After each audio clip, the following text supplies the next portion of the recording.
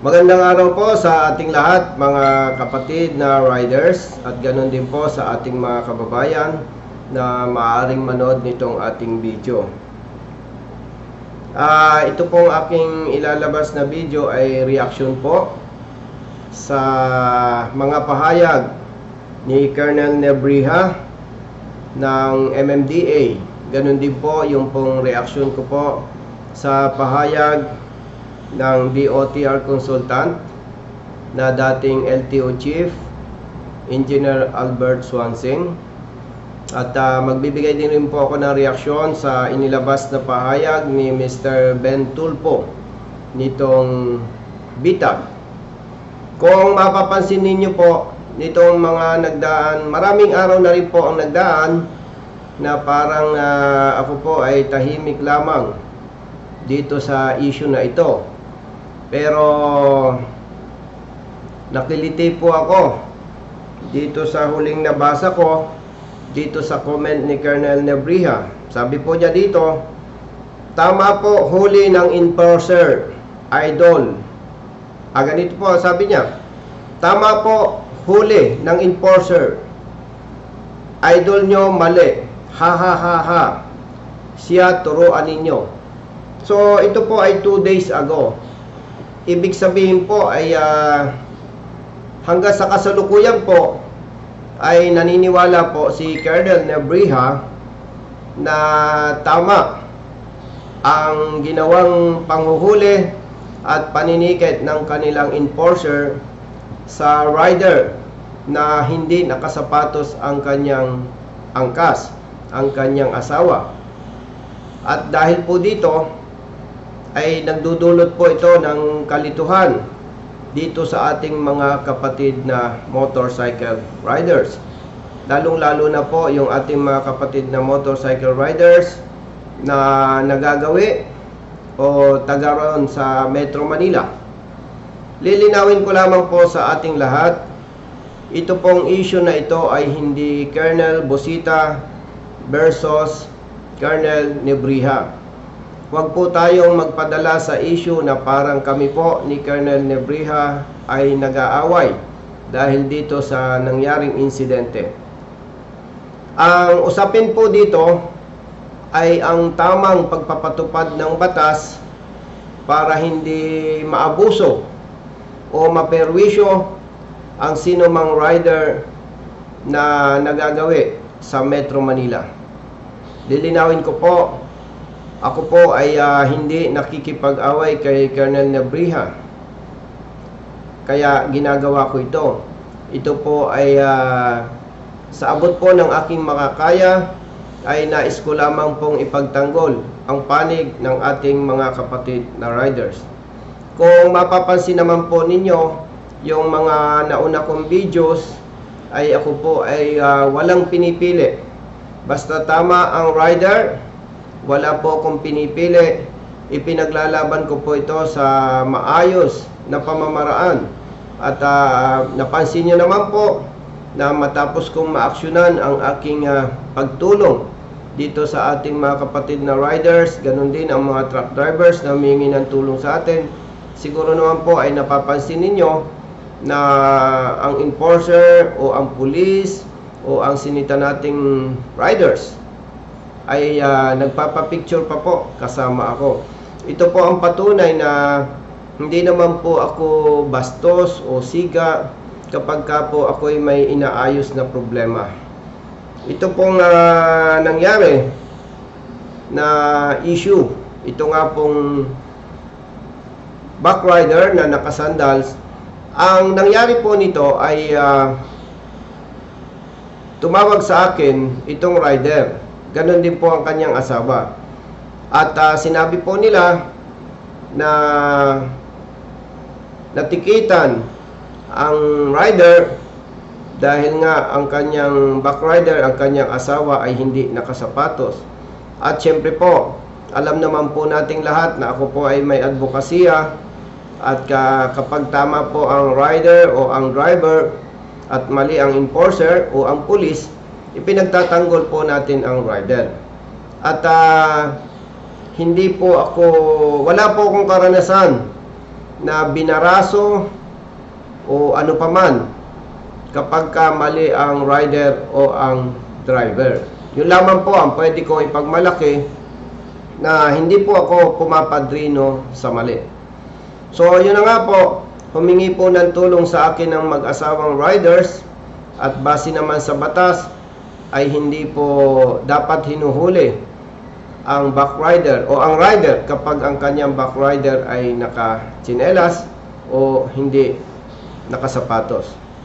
Gusto ko lamang pong idagdag sa paglilinaw sa inyo na hindi po ang ibig sabihin na ipinagtatanggol ko ang mag-asawang riders. Hindi po ang ibig sabihin nito ay hindi ako sang-ayon na okay lang na nakatsinelas ang ating backrider. Ang punto po dito ay yung tamang pagpapatupad ng batas na dapat igawin o ipatupad ng sino mang enforcer o ng sino mang mga enforcers. At totoo naman po na maganda kung ang backrider natin ay nakasapatos din. Totoo po yan. Pero hindi po natin pwedeng hulihin, tikitan at panagutin ang backrider o ang rider kapag ang kanyang angkas ay nakatsinelas o hindi nakasapatos.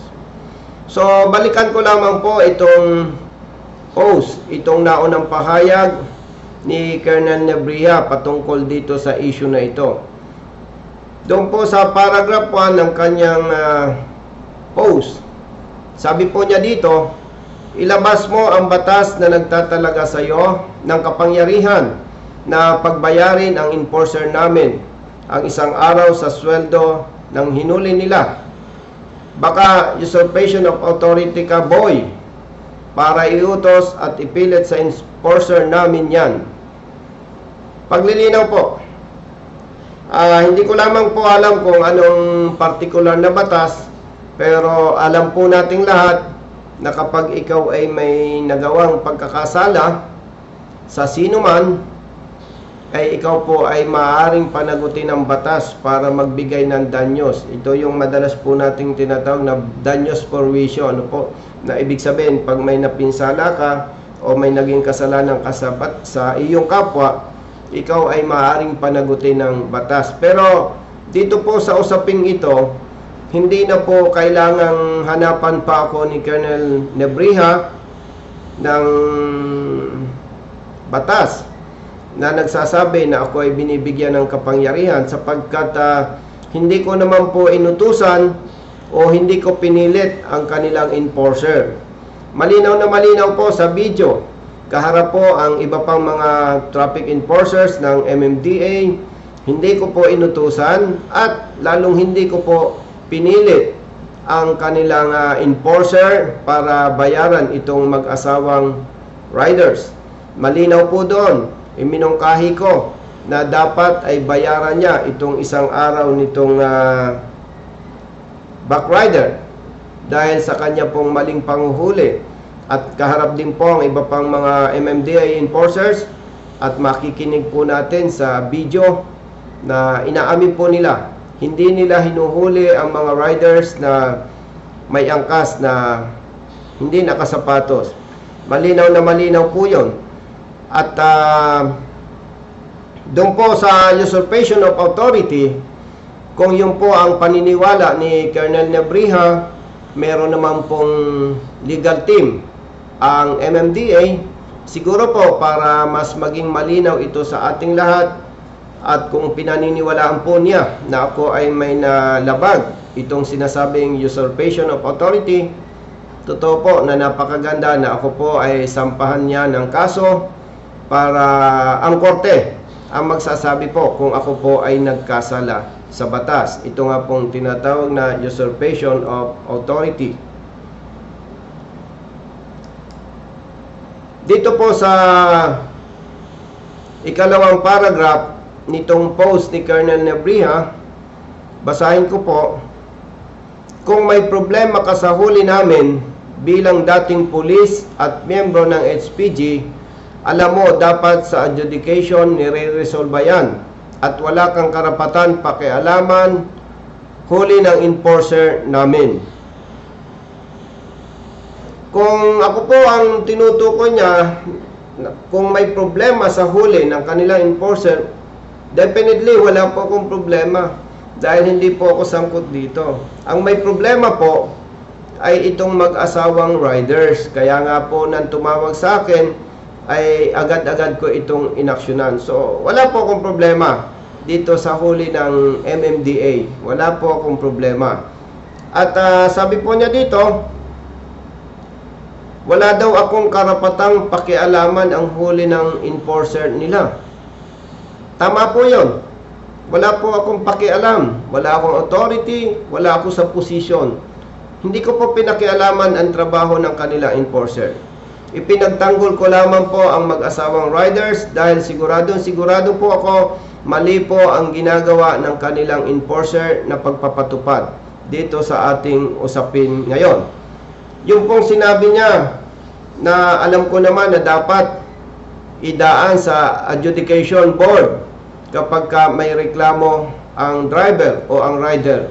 Totoo naman po yun. Pero dahil po sa kasalukuyang sistema na umiiral sa ahensya ng MMDA, ganun din po sa ibang mga lokal na pamahalaan, ay hindi po ako pabor doon. Ano pong ibig ko sabihin hindi pabor? Kapag ka po tumawag sa akin ang rider o ang driver at nakita ko na may mali sa pagpapatupad ng batas, agad-agad ko na po itong hinaharang. Dahil bakit kailangan nating paabutin pa sa adjudication board kung doon pa lamang sa panguhuli ay maharang na natin? So ganun po. At ako naman po ay walang natatanda ay pinagtanggol na tama ang pulis o ang enforcer. Ang pinagtatanggol ko po kapag nakikita ko po na alinsunod sa batas ay tama ang panig ng driver o ng rider. Doon po. At yung pong nabanggit niya na due process, ay alam niyo po, napakagandang pakinggan. Pero kung alam po ninyo ang mga tunay na nangyayari sa mga driver at mga riders na nagko-contest, kapag nakita nila na mali ang huli sa kanila, ay maaari po nasasang-ayon kayo sa akin. Bigyan ko po kayo ng maikling kwento dito sa sinasabi ni Colonel Nebrija na due process. Hindi po isang beses. May ilang mga riders na po akong tinulungan dito sa sinasabing pagko-contest. Paano po umabot sila sa pagko-contest? Sila po ay tumawag sa akin na sila ay nahuli na at natikita na. So, ang mangyayari na lamang po, papayuhan ko sila kung ano ang dapat gawin. So, may ilang mga riders na po akong natulungan. Ganito po ang masama at hindi magandang dinadanas ng mga ito. Ilang araw po silang magpabalik-balik sa adjudication board para sa kanilang contest. Karaniwan po dyan 3 days, 4 days or higit pa kung minsan. So ito pong mga ito ay siyempre yung araw na pabalik-balik sila sa MMDA office, sila po ay of course absent sa trabaho, walang kita. At siyempre maliban sa absent sa trabaho ay sila po ay magagastusan sa kanilang transportation. At karaniwan po sa mga ordinaryong manggagawa ay mga no work, no pay. Ibig sabihin, no work, no pay. Pag absent, walang kita, walang sweldo. So kung sila po ay 3 days or 4 days nagpabalik-balik sa adjudication board ng MMDA at malaki ang kanilang nagastos, malaki ang perang nawala sa kanila na dapat ay gastusin na sa pamilya. Yes, totoo po. Napakapatas naman po ng adjudication board ng MMDA, itong kanilang mga lawyers. At yung po ang sinasabi ko ay base sa aming karanasan dito sa aking mga tinutulungan. Kapag ka po nila nakita na may merit ang panig ng driver o ng rider, ito naman po ay nare-resolba in favor of the rider or in favor of the driver. Ito lamang po ang problema. matapos po na may panalo ng rider o ng driver ang kanilang contest, wala po silang natatanggap na danyos. Wala po. Sa madaling salita, kansilado lamang ang huli sa kanila. Yung gastos na nawala sa kanila, ay sorry na lang yon. Sorry na lang po yon. At ang masakit pa po dito, base po dito sa aming mga karanasan, ano po, hindi ko naman sinasabing lahat.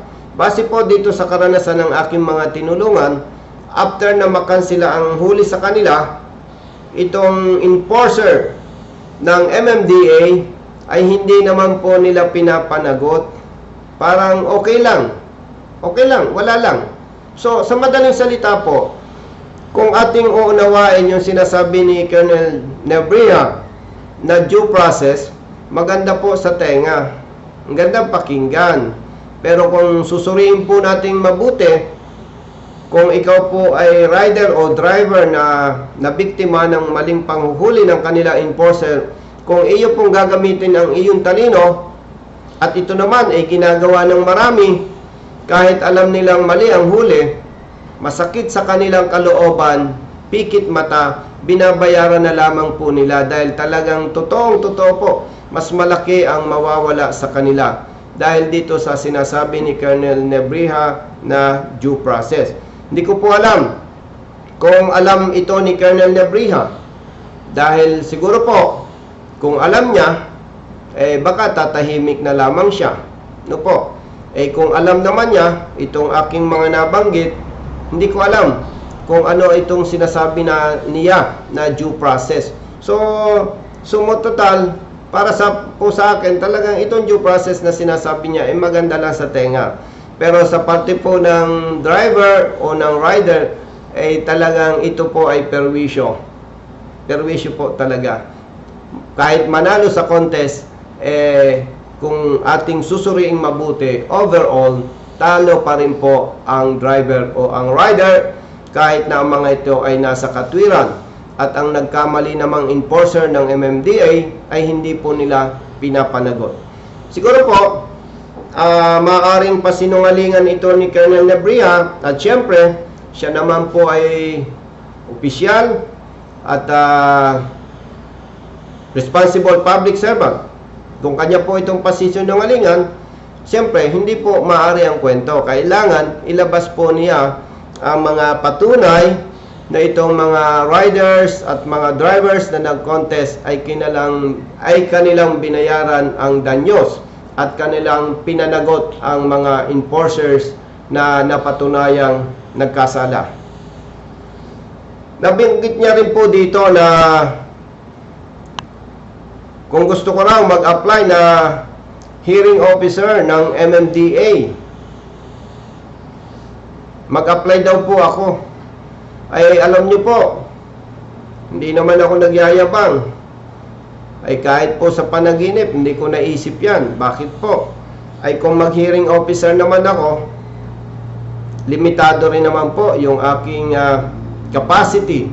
Ibig sabihin, hindi ko na po kailangang mag-apply bilang hearing officer. Dahil po sa mga karanasan ko, magagaling naman yung kanilang mga lawyers, yung mga hearing officers nila. At nakita ko naman na talagang patas po sila. So, meaning, doon po sa punto na yon, walang problema. Walang problema. Kaya, ito naman ay napag-uusapan lang, hindi ako kailangan ng MMDA para mag-hearing officer dahil napakagagaling po ng kanilang lawyers. Wala po doon ang problema Ang problema po doon, yung kapag naresolba ang kaso, at naipanalo ng rider o ng driver ang kanilang contest, yung danyos, at hindi rin napapanagot ang kanilang enforcer. So, based on this, talagang hindi po kailangan na mag-apply ako bilang hearing officer sa MMDA na katulad ng sinasabi ni Colonel Nebria. Dagdag ko pa dito, halimbawa, at ito naman po ay usap-usapan lang, kung ako ay bibigyan ng posisyon ng MMDA, hindi ko rin naman po tatanggapin. Bakit po? Kapag tinanggap ko po ito, matatali ako sa MMDA at kaawa-awa naman po yung ibang mga motorista sa iba't ibang lugar ng ating bansa na nangangailangan ng aking tulong. For the information of everyone, ako po ay nakakatanggap ng calls minu-minuto, araw-araw, 24/7. Ang totoo po niyan, mas marami po ang hindi ko po natutugunan at mas marami po ang hindi ko natutulungan. Kaya yaman din lamang na pag-usapan nga po ito, kahit ako ay bigyan ng posisyon na maganda sa MMDA, hindi ko naman minamaliit ang MMDA, pero hindi ko po tatanggapin dahil mas marami po ang higit na masasakripisyo. Itong mga kapatid nating motorista na humihingi ng tulong sa akin mula sa iba't ibang lugar ng ating bansa. Nabanggit din po niya dito na ako daw ay nagpapasikat lamang sa YouTube. Alam niyo po, kung usapang pagpapasikat, talagang hindi ko po inisip yan. Siguro po ay spekulasyon lang yan ni Colonel Nebriha, dahil ang totoo naman ay aminin natin ang totoo. Dahil po dito sa aking advokasya ay kinilala po ito ng ating mga kababayan at na-appreciate po nila ito. Kaya wala po akong intention magpasikat sa YouTube. Nabanggit niya po dito, marami ka bang views? Malaki na ba ang kita? Ganito po. Sa usapang kita, si Colonel Nebriha po ay Colonel, opisyal. Ang isang pagkakamali lamang po niya, dapat bago niya ito binitawan, ay nag-research muna siya. O kaya, meron naman siyang magagaling na staff, dapat ipinasilip niya yung aking YouTube channel. Ganito po yan. Ang aking pong YouTube channel ay Colonel Bosita, Arsap. Colonel Bosita, Arsap. Makikita po ninyo sa aking mga videos, ang liit lamang po ng views.